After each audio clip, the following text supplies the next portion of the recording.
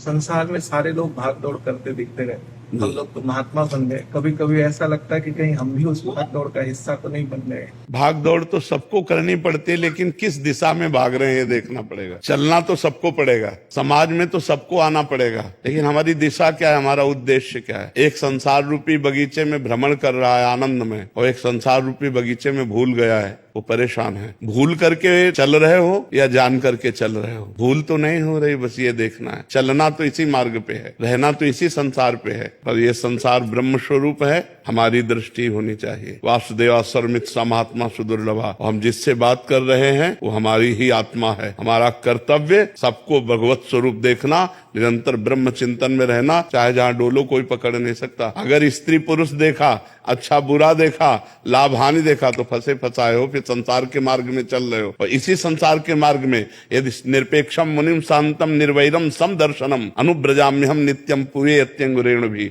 निरपेक्ष किसी की अपेक्षा नहीं है। समदर्शनम, सब में भगवान का एक ही सच्चिदानंद का दर्शन कर रहा है। मुनि हर समय मननशील, अंदर आपका चिंतन क्या चल रहा है। आप खड़े संसार में हो, लेकिन आपका चिंतन क्या चल रहा है। चिंतन ब्रह्म चिंतन है या जगत चिंतन। जगत चिंतन है तो फिर गलत हो आप। भगवत चिंतन निरंतर चल रहा है तो आप सही मार्ग में चल रहे हो। निरपेक्षम मुनिम मननशील शांतम, मान अपमान सुख दुख लाभ हानि कैसी भी परिस्थिति घटना हो, हमें अशांत नहीं होना, हर समय शांत रहना है। निर्वैरम, पूरे संसार में हमारा एक भी शत्रु न हो, हर समय भगवत चिंतन परायण, पूरा जीवन चाहे जहां डोलो कोई फर्क नहीं पड़ता, जहां चरण रखोगे वहीं तीर्थ हो जाएगा। तीर्थी कुर्वन्ति तीर्थान, संतों को तीर्थ पावन नहीं करते, संत तीर्थों को पावन करने के लिए भ्रमण करते हैं। बस चिंतन हमारा सही होना चाहिए। हमारी भाग दौड़ शरीर की नहीं है, हमारी भाग दौड़ अंदर की है, हमारी भाग दौड़ अपने स्वरूप की है, हमारी भाग दौड़ परमात्मा की तरफ है। शरीर कहीं भी पड़ा हो, इससे कोई मतलब नहीं। चिंतन तुम्हारा कहाँ है, बस चिंतन को संभालते रहना है।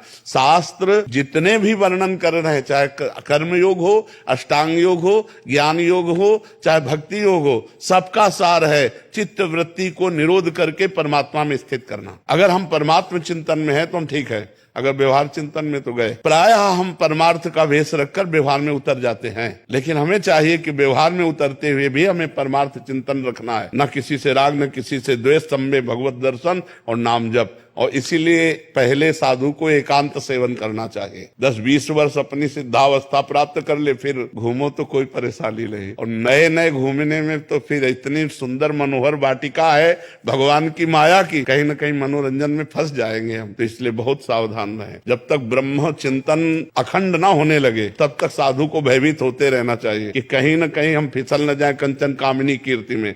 और जब अखंड ब्रह्म चिंतन चल रहा है तो नहीं स्वात्मा रामम विषय मृग तृष्णाम भ्रमयति, जो आत्मा राम पुरुष होते हैं विषय मृग तृष्णा में भ्रमित नहीं होते। बस अपने स्वरूप चिंतन में रहिएगा। संसार कुछ है ही नहीं, आपकी कल्पना है। संसार कुछ है ही नहीं, आपका संकल्प है। आप एक हैं, वही अनेक रूपों में आपकी कल्पना है। अनेक को एक में, एक को अनेक में देख लो, खत्म हो गया। एको हम बहुत श्यामा, एको हम बहुत श्यामा, खत्म हो गया। बहुत श्यामा में एको हम में आ जाओ। हम जो फैले वो एको हम में बहुत श्यामा, अब बहुत श्यामा को एको हम में ले आओ, खत्म हो गया। बस इतना ही काम कर रहा है, एको हम, मैं ही मैं हूं, सब रूपों में खत्म। जी।